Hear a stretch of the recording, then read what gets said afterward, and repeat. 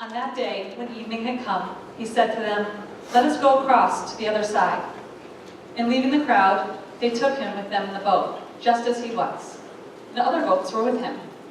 And a great windstorm arose, and the waves were breaking into the boat, so that the boat was already filling. But he was in the stern, asleep on the cushion.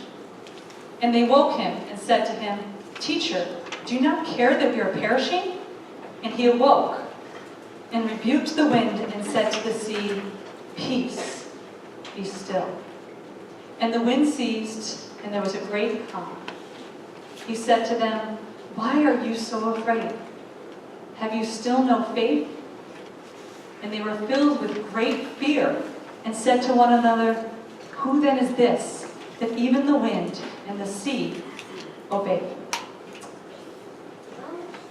God, as Pastor Kenny presents this message today, I pray, Lord, that you are speaking right through him, and that our ears are open and our hearts are ready to receive a message that transforms our lives, that changes us and moves us forward and closer to you. We pray all this in Jesus' name. Amen.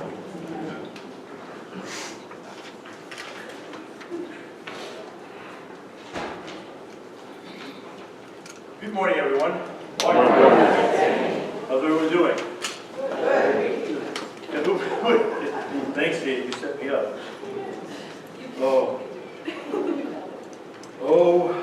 Just seeing this on how we need him. How we need him. And this message that I'm going to share is born out of, even as we were talking in the scripture lesson, there's a storm, out of a personal storm. And even as we were singing that song, I'm thinking that it was an answer to the cry God I need. That has started about 2 weeks ago. And God has spoken some things to me and shared with me some things, and I want to share that with you. And what I mean by personal storms, it's not just storms in my life, but being around and hearing other stories. I know others are going through storms also during this season. And so I want to, what God has shown me, has caused light and hope to break in my life. Right now I pray that as what I share, it does the same for you. What I mean by storms is anything that's abnormal, anything that's out of balance, that comes into our life at any time, unexpectedly, it shows up, and it causes a physical, emotional, or spiritual stressors on our life that makes us unable to function normally in life. Anybody? Okay.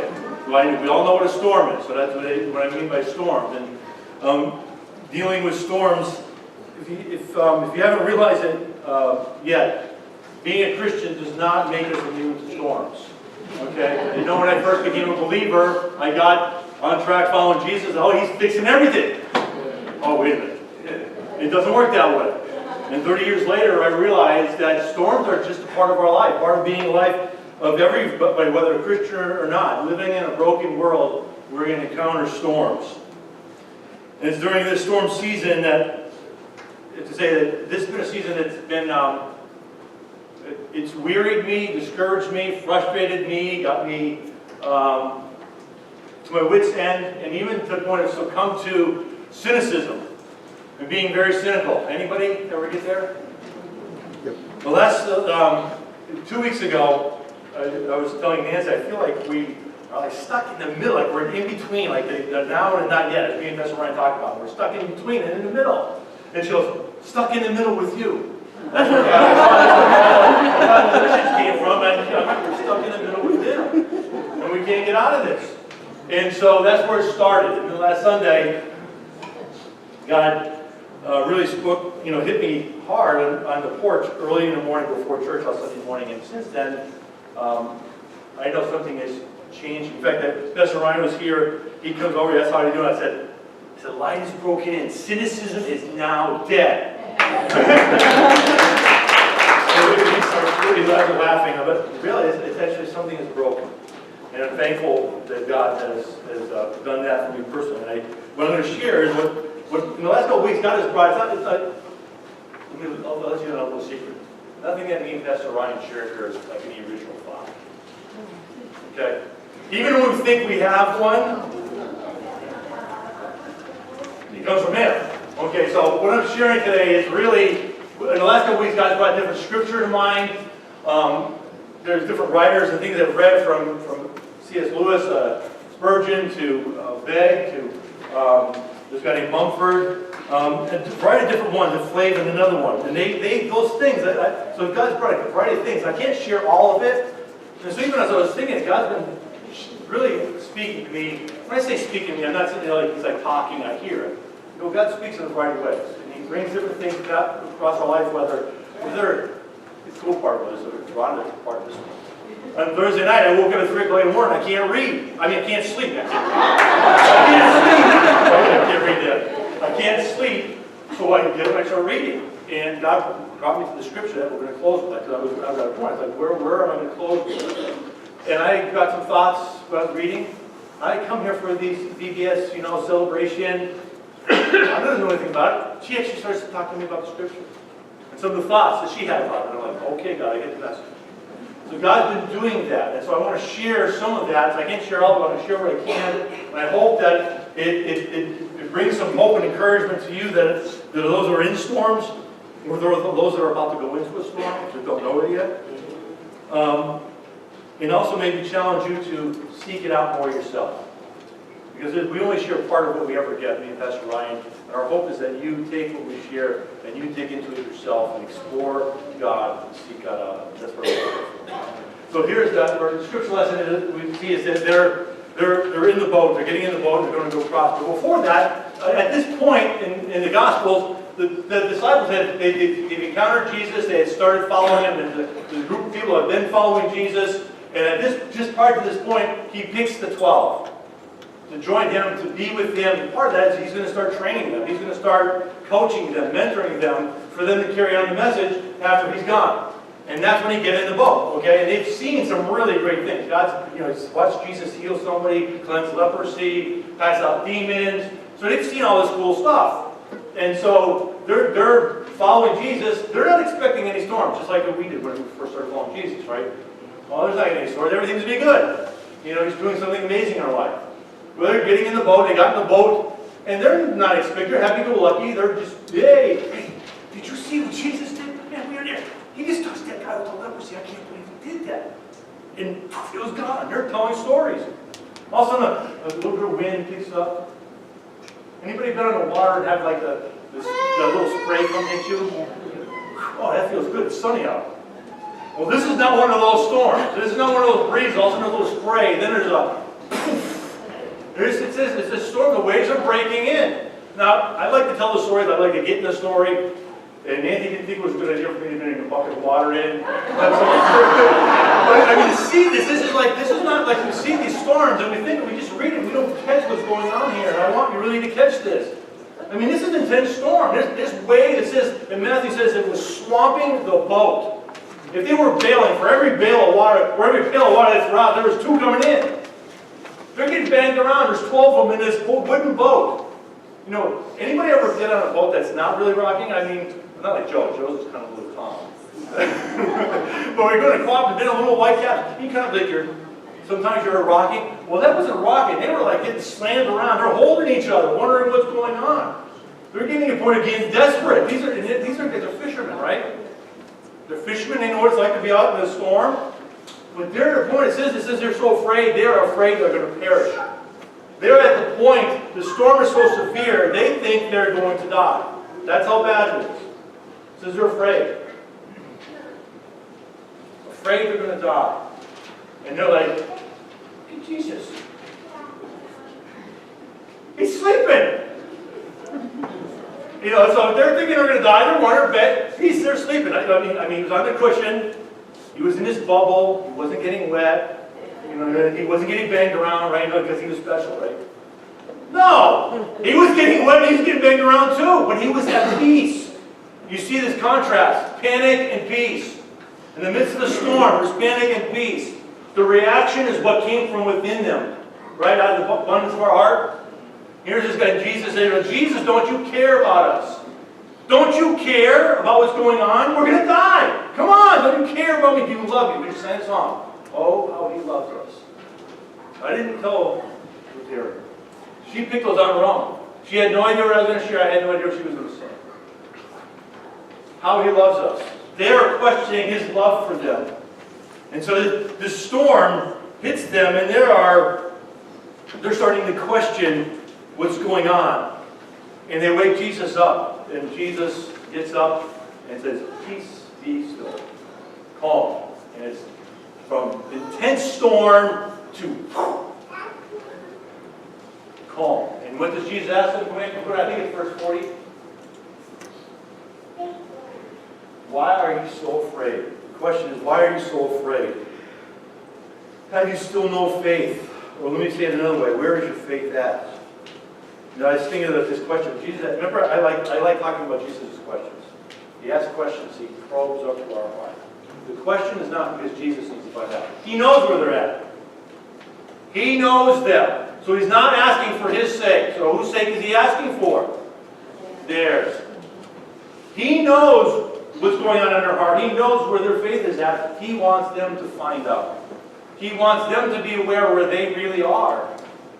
So here's the storm. Storm comes, and it comes into our life, whether it's coming for them or it comes for us. It's to reveal something. Storms have a way of confronting us with where we're at. But I was thinking that when Jesus asked this question, like, you know, when I was a young Christian, and even before that, I saw God as a very harsh God, a very scolding God, very punish. And you know, in the early days, I would have read this like Jesus asked, like, where's your faith? Come on, get it together. Will you finally wake up? That would have been the Jesus I would have saw. I don't see that Jesus anymore. Jesus was inviting always to salvation, always to rest, always to freedom.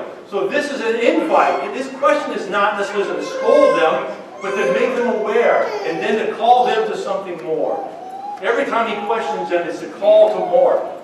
Dig deep into your hearts, find out where you're at, and come find more in me. That's what he's doing. He's inviting them to much more. He's inviting them freedom, to be free from self-religion, self-reliance, self-determination, self-importance, to be free from fear, and to find and encounter Jesus and find true hope and trust and peace. But these storms have a way of revealing the real truth of our faith, contrast to what we really think we are. Hey, I'm a man of faith. Just be around me for a little while when I'm in the storm. Okay? I say it about me. I'm no different than you guys. I want to share this message not just as a pastor, but I want to share it as a brother in the Lord. We all go through storms, and we all struggle through storms. We're all wrestling through storms, wondering what's going on. What I want to share is what God is showing me. He's inviting me to much more. He's inviting you to much more. He's inviting us to stop hiding behind this fake, I have it. I got it under control. Anybody got it under control yet? Okay. So we don't. So it's come to terms with that. That's part of the faith. It reveals false faith, misplaced faith, inadequate faith. Gets revealed in the storms. And it's the place where true faith gets matured. It's where endurance happens, where perseverance happens. It's where courage and character, they start to take shape and take hold in our life. And they become more than just words we say we have. These storms build something in us blessings can't. They come into our life at different times when we don't expect them. And sometimes I was thinking about this. You know, we're going through a storm. We're like, wait, it's not one storm. There's like this major storm. But then there's like these microbursts. They show up out of nowhere. It's in the middle of the main storm. Like, what's going on? Oh, then finally that was over. Poof, there's another one. So there's multiple things happening in our life all the time. But all of them are to bring us further along in Him. Maturity in Christ. And I was thinking that this past week, actually, I became very aware of it. Sometimes I thought it was like this. It's for our own self that we're going through the storm. But you know what? God uses storms to mature the onlookers. Those that are on the side of those going through the storm. Sometimes, anybody want to avoid that situation? Well, I don't know if I want to get close to that. See, we hide sometimes from the storms, not our own, but others. God wants us to join them in the boat and walk with them through that storm. So storms not only mature us, they mature others that are watching and seeing and call us to be those that are mature enough to jump in and help people walk through storms too. Or I was thinking I was reading this thing, this guy talked about sometimes we get to be like the 3-year-old, the parent walking through the store, and the parent's wanting to leave now, and the child's like, no! You get the rubber legs, it falls on the floor. No, I'm not going out! No! I'm not this time! No, I want been a toy. How do I know this? I have 3-year-olds. I've had 3-year-olds. I've got a 4-year-old grandchild. They got me. And I watch you. What we do, we have this tendency because there's fear. It's just a revelation of where we are in our faith. We're afraid to even enter the storm, not knowing who Jesus really is. And so the storm through that for us, it reveals a bit of who we are. You see, God's got an appointed end. Even as He got on the boat, when He said, "Get on the boat with me," it's an us thing. It's not like you guys go there. No, we're going. He's asking us to join Him. We start on this destination. He's got a destination. He's got an appointed end in mind that He's bringing each one of us to. So God's got this appointed end, and all He does, and all that He does is He's got an appointed end. It's not just another shore. Like they got on the boat to go to another shore. It's not just another job. It's not just another relationship. It's not just another victory. It's not just another achievement in our life. We make it those things. They're a part of our life. I know we have careers and we jobs where we're striving and doing those things, but that's not the destination. That's not the appointed end. Sometimes we're struggling in the midst of our storm. Maybe we lose our job. It's not about the job. There's something more in that God has for us that's an appointed end that He's bringing me and you to. Yes, we need a job. We need to work. We need to take care of our families. I'm not saying that we don't. But sometimes we make it, that's the other shore, and that's like the goal God's bringing me to. And we've made this Christianity into something not just consumeristic, like coming to church. We approach God in this, like the American dream gets crept into our Christianity, and we see God's made there for us, so we've got these achievements, and He's going to help us achieve that. And that's how He's working to that appointed end that I think I have. That's not what it's about. He's got an appointed end. It may include certain things in our life, and it may not. I'm finding there's some of the things I'd hoped for I'm not going to have now. But I know I have a destination that I'm going to have all the time, all the energy, all the resources to do all that God put in my heart to do that I can't do here. Amen? Amen. There's something more beyond this. I'm off the track. No, I'm not. But He has an appointed end in this life to bring forth the people that are going to manifest the life and maturity of Jesus. That's what He's after. All those other things are a part of our life, but in the end, the appointed end for each one of us is to be like Jesus. Hebrews 5:8. Although He was a son, talking about Jesus, He learned obedience through what He suffered. Wow. Jesus had to learn obedience through the things He suffered. It doesn't mean He was disobedient and God was correcting Him. Okay? He never sinned. Obedience is not obedience if you actually do it. Not just talk about it. See, in the midst of our struggle, and God calls us forward to something and doing something, Jesus, through His suffering, whether it's the death of his Father, or through the suffering in the garden or the cross, obedience was learned, was continuing to follow God no matter what the consequence, no matter what it looked ahead. He was following, obeying, trusting. He had to learn that through suffering, where the rubber meets the road. If that had to happen for Him, what's it going to be like for us? It's no different. Some of the obedience we're going to learn, but know what it is like to trust and obey God is going to happen in the midst of our storms and struggles. Romans 8, actually go to verse 28, verse 28, 29. And we know that those who love God, all things work together for good, for those who are called according to His purpose. For those He foreknew, He also predestined to be conformed to the image of Jesus, the image of His Son, in order that He might be the firstborn among a few brothers. Is that what it says? No. Many! He's after a bunch of us becoming like Jesus. That's the appointed end. And all that's happening, the appointed end, He's bringing us to the likeness of Jesus. See, in storms, sometimes we think they endure like unnecessarily. Anybody? Okay, when is it going to be over, God? But God knows when it's time. But sometimes we think they're unnecessary and they're enduring too long is because we have lost sight of this. We had a small vision of what Jesus died for us. We see yes, he died to forgive us our sins. Right? Psalm 32, David said, blessed is he whose sins are forgiven. We have that blessing, but he didn't die just for our forgiveness. That's what he died for. He wanted many more sons and daughters to be just like Jesus. That's the tremendous vision. He is going to make glorious saints out of us that are obedient and trust him through all things. He's not going to stop. He meant what he said when he said this. When he wrote this, had Paul write this, he meant this. And he is not going to stop until he has his way. So the job's not going to be completed in this life, but he's going to stay with it and get us as far as he can until we leave this life. Sometimes it's going to be painful, and the process is going to take our lifetime. But he means what he says. He's going to do it in our life. Back to the story.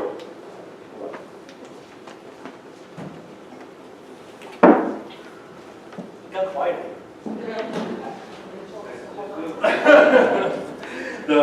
In the lesson where the disciples were scared, they're afraid, they make up Jesus. This is an interesting part because they're afraid, right? I mean, they're like, we are going to die. We're going to die. We're going to perish. They're at that point. And then you wake up Jesus. Jesus calms the storm. It's still. And they go, who is this guy? You thought they were scared. Now it says, in the words actually in the Greek, it says megaphobia. They were really afraid now. They were misplacing their fear. They were fearing the things of this world and not him. There's a godly fear we're called to have. And if we fear him, truly fear him, we'll fear nothing.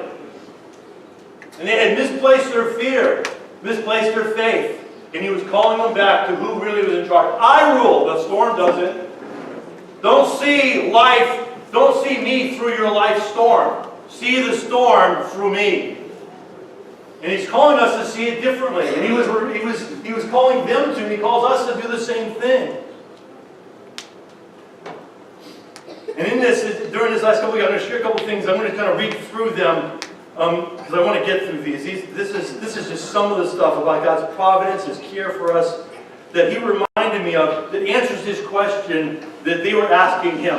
Who are you? This is God's response. God is not only the creator, he is the sustainer of all things. He is infinite, eternal, and he cannot change in his perfection, nor will he wane in his power, goodness, and love for us. This is one from Alistair Begg about providence. God is personally and purposefully involved and at work in all that comes to pass in the world. And he's directing all things to their appointed end. And there is nothing that comes to pass that does not go through him or by his will. That's the God we serve. That's who he is. That's his response. See, his sovereign rule and providential care extends over all things, the entire created order. All over everything is under his providential care and his sovereign rule. He said, even over the affairs of nations. Acts chapter 17 talks about it's the God who establishes and appoints the times and boundaries for all people. The boundaries we see in the world today of all the nations, God appointed.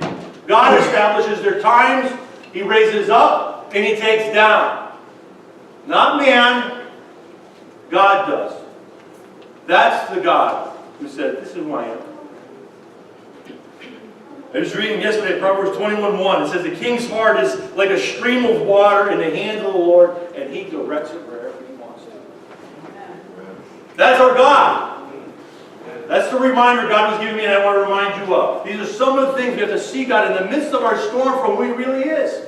The disciples had lost sight of it, and he calls us to come back to who he really is and see him. Not only is he the overseer of the nations and all that happens in the world, this is the one that gets me. It's Psalm 139. Go back and read it. This creator, this eternal sovereign, he oversees my life. My life. From my birth to my death and everything in between. Not mine only, but yours also. Before I had any being, He wrote down every day of my life. It is beyond my comprehension. That God wrote out my life. I was reading an article talking about it. It's like He painted this picture of me and the story of my entire life before I ever had a being. That's the God who loves us. Who loves us. I was never a surprise to Him. He didn't go see me or see Rich. He goes, hey, Jesus, when did Rich show up? Who is this guy? Oh, Rhonda. I'm kidding. He didn't. We are never surprised. He knew us long before creation. And is purposefully, intentionally, and personally at work in our life. Covering life, overseeing every aspect of life. Even the appearance, sometimes it can scare you. He knows every bit of your life. Think about that for a minute. He knows all my apparent successes and my apparent failures. And I say apparent because nothing is as it appears. Remember that. What seems to be one thing we may think is a failure is part of God's plan that He is working all things to His appointed end. Not only was I not surprised, but I've never a disappointment. I am His joy. And so are you. Remember that. Another quote. Nothing happens by chance, nor is there anything chaotic to God's rule and His providence. There is nothing that is accidental or insignificant or inconsequential or that He does not notice or care about. Let me read that one again. This is one to hold on to. And wonder what's going on and God's not in control. Nothing happens by chance, nor is there anything chaotic to God's rule and providence. There is nothing that is accidental or insignificant or inconsequential, or that He does not notice or care about. That's the answer to this question. Who is this guy? This is who He is. It's meant to bring comfort and hope and encouragement. I know this is hard. I know some are going through storms and be wondering, I know this is hard maybe to hear. But this is meant for what it has done for me. It's broken in light to understand that God has my life. And I want you guys to know that God has your life, whether you're in a storm now or you're about to go through one, or when you go, not if, but when you go through one. Do you need to remember this? That He loves us, He controls our life, He oversees our life, and He has a destination in store for us. Ephesians 1:11. We're going to run through a few of these real quick.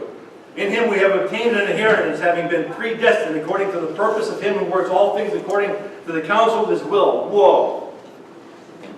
He is working all things for His purpose, and He will bring all things to their appointed end according to His counsel. That's God. There's no ifs, ands, or buts about it. That's who He is. Colossians 1:16, for by Him all things were created, in heaven and on earth, visible and invisible. Whether thrones or dominions or rulers or authorities, all things were created through Him and for Him. So by Him all things were created, through Him they were created, and what were they created for? For Him. This is an important part to remember. Everything that's going on that is not by chance, is not chaotic, God's providentially overseeing all things, bringing all things to their appointed end for Him. For Him. This is about Him. This is not about me or you. It includes me or you because He loves us and we're part of His plan. But it's all about Him and for the manifestation for His glory. It's about Him. And sometimes we, like I said, we make our Christianity about our next achievement that God's going to help us get. He may or He may not. But in the end, it's going to be about Him. It's going to be all about Jesus. It's all about the Father, the Son, and the Holy Spirit. It's for their glory. In Proverbs 16:9, the heart of man plans his way, but the Lord establishes his steps. This is one of my favorites. I have and you have, in our everyday life, this personal, purposeful, thoughtful, all-wise, all-loving, all-good God who is ordering the events of our life, bringing us to our appointed end. That's what it's saying. He does this without infringing on our freedoms. Like, that's what I'm talking about. It's like, we're not robots, right? Like a computer we program in and also we're just doing our thing, right? Or a puppet, or neither is he our puppet. Important to remember, we're not his, and he's not ours. He doesn't infringe on our freedom to feel, to think, to choose, or to make decisions. So he's working all things to the counsel of his will, bringing things to their appointed end, but at the same time working through and within this freedom we have. And at the same time, he doesn't relieve you and me of our responsibility. That's our work. So we can't blame God for our sin, or our mistakes, or the consequences. Who's responsible? I'm making a point here. We need to remember we are still responsible for God. Whether we did when we initially respond to God, as Aaron shared about if you're feeling lost, or responding to God. He's calling us to respond to Him. He's triggering things in our life, or to continue following Him. But He's working that. As we are planning our way, God is working with us, directing our free choices, working on everything according to the counsel of His will. There are so many examples in the Scriptures, we can't go through all of them. You just think about it. Think about the choices of the people of the Bible, whether it's Abraham, whether it's of Jacob. When Jacob chooses to give Joseph this beautiful coat, does he know all the consequences that will come from that? And all the choices that are made along the way? That God brings all things to their appointed end according to His counsel, that Joseph could save all of Israel. That's our God. You see that? Or Naomi going to a new land and coming back with Ruth to meet Boaz. And all these choices in between that we think they're inconsequential sometimes. Oh man, it's not a big deal. It's a big deal. If one thing matters, everything matters. It all works into His plan. And so, here's Ruth comes back, meets Boaz, and she becomes part of the lineage of Jesus. See, that's the God who works all things, working in our life, personally, purposefully, thoughtfully, knowing our choices, seeing where we're going, and working all that into the counsel of His, bringing all things to their appointed end, to the glory of His name. That's the God we serve. That's what we're reminded of this morning.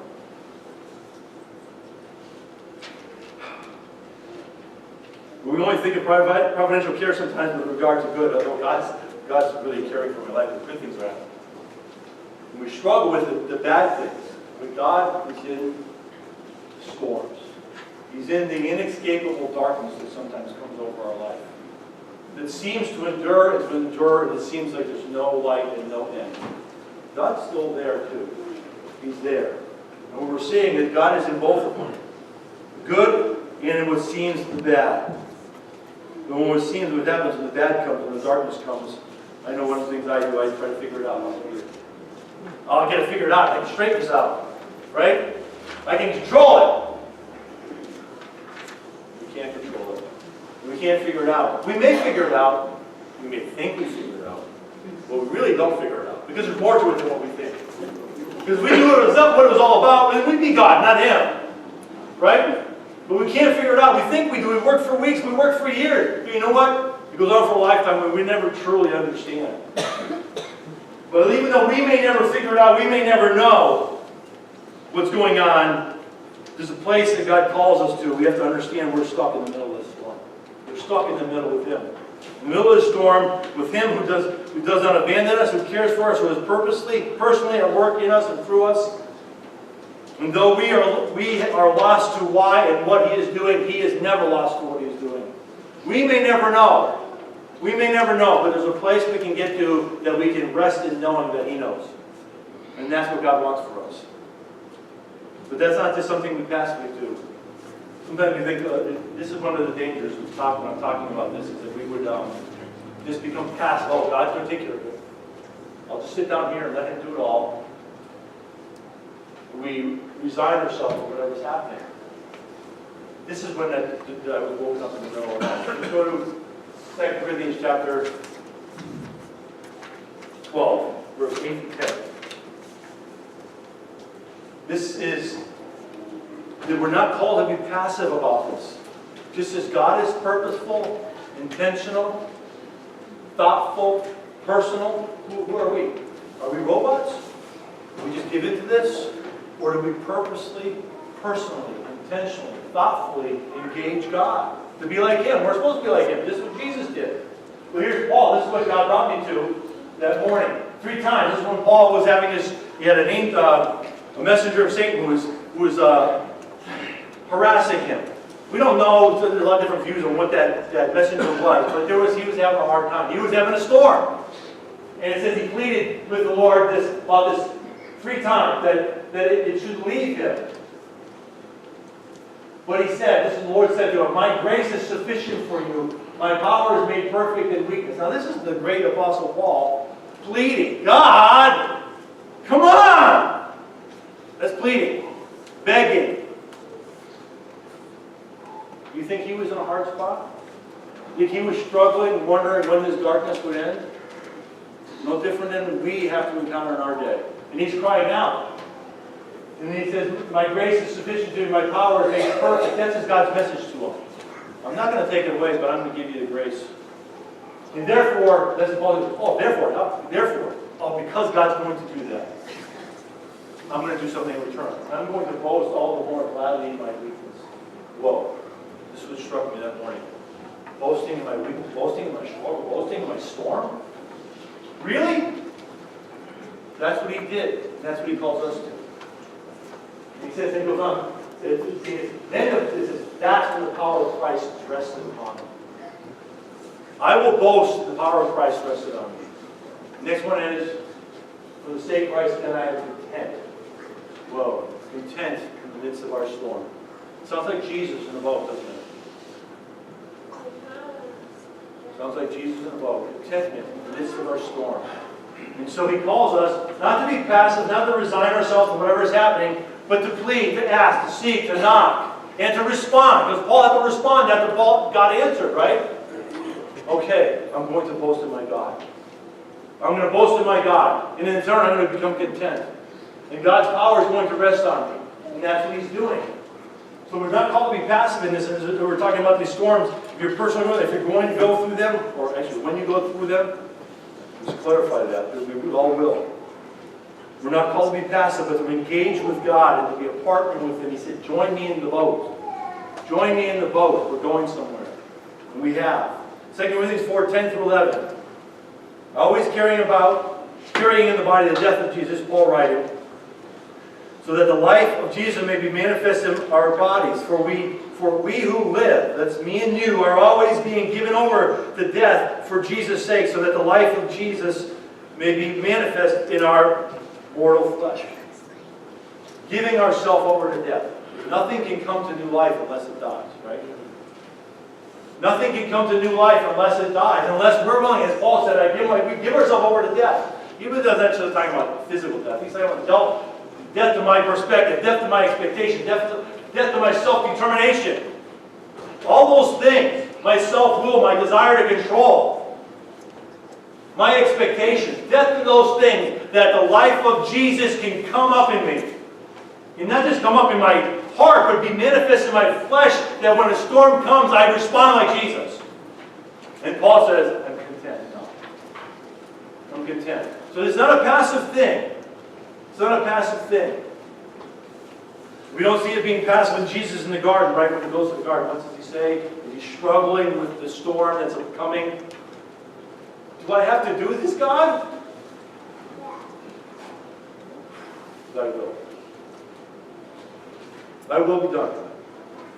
Even as we're walking through our life, in different storms that come, we're brought to the place of coming to trust. We have to come to a place of childlike trust, looking to Jesus, acknowledge our weakness.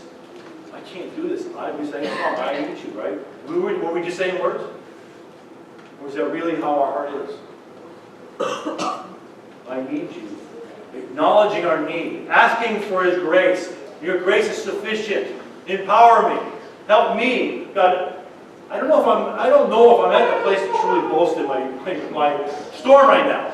Or at the place of being fully content. I'm actually kind of moving there. I'm actually at a better place of peace. But I know I'm not there. And if you're not there, ask God, give me the grace that I could even think of doing that. If that's what you've got to ask God for, ask for the grace to even move in that direction. He'll meet us wherever we're at.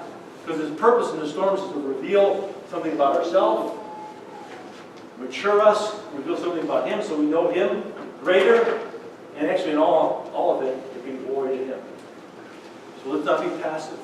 And as we close, we're going to sing a song, Thy Will. And Aaron, the worship team come up to do that one. I want to challenge you or encourage you, especially if you're in the storm, if you need prayer. If you're in the midst of the storm, you can come up front for prayer. Or you go to just reach out to someone next to you and say, that's me. Right now, Pastor Kitchen said, that's me. I need grace right now. I need His help, and I want prayer. Pray for someone next to you. If someone's needing you, reach out. This is not a passive break. They don't say, I'm going to do, Pastor Kenny says, well, God's going to take care of it. I'll just sit here and let him do it. No. Purposefully, personally, thoughtfully, intentionally engage God right now. If you're not personally going through a storm and you know others are, cry out for them. I ask that you would pray for those that you know are going through storms right now. Your faith is going to be tested as you are non-believer also. So don't be passive about it. Let's respond to the Lord. Thy will be done. Whatever that means for each one of your lives. So you're open to go with the altar, wherever you are. So let's worship. Let's close with the song.